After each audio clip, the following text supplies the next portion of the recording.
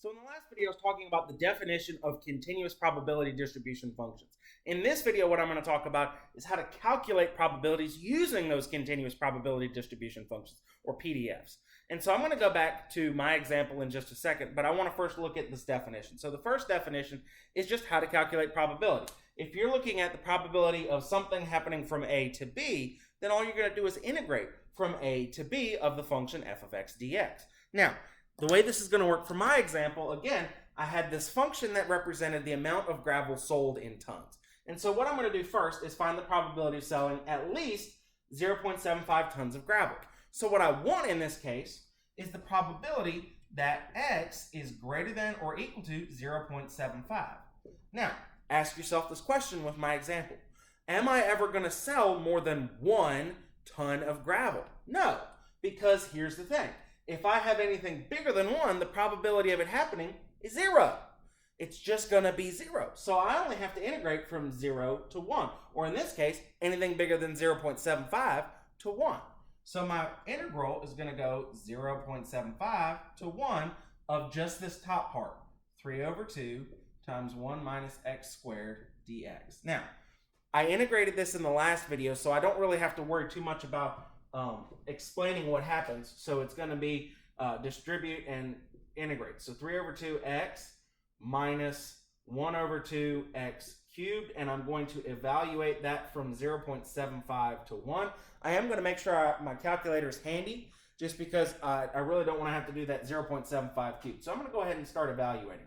So 3 over 2 times 1 minus 1 over 2 times 1 cubed, and I'm going to subtract when I evaluate for 0.75. So 3 over 2 times 0.75 minus 1/2 times 0.75 cubed. Again, I'm going to do most of this in the calculator. So 3 over 2 times 1 minus 1/2 of 1 cubed gives me 1. And then I'm going to subtract that same thing where I plug in 0.75. All right, and that gives me 0.9140625. So I'm just going to subtract 1 minus that, and I get a final answer of 0.085 and some change, 859,375. So again, this is a probability. So as a decimal, I'm going to convert it to a percentage. So that's about 8.6%, give or take. It's approximate. It doesn't have to be an exact. Again, I'm just moving the decimal place 2 places over, and I get 8.6%. The other one I want to do is very similar. Find the probability of selling between 0.25 and 0.75 tons of gravel. Same kind of process. Instead of using greater than 0.75, I'm going to do 0.25 to 0.75. So I'm just going to integrate between those two numbers. And again, I'm going to kind of skip some steps because I've already done those. So all I'm going to do is essentially skip over to the evaluation phase.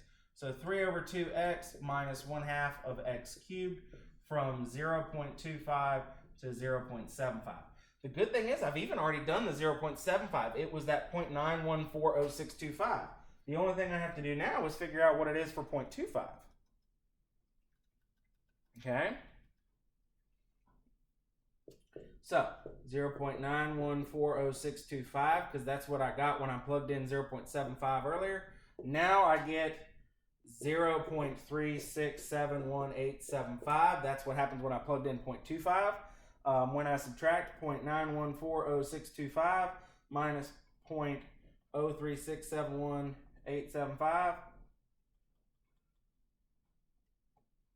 I get 0.546875, which is 54.7 approximately percent. So hopefully that helps you guys better understand how to calculate probabilities using this process. Again, it's just integrating over the bounds.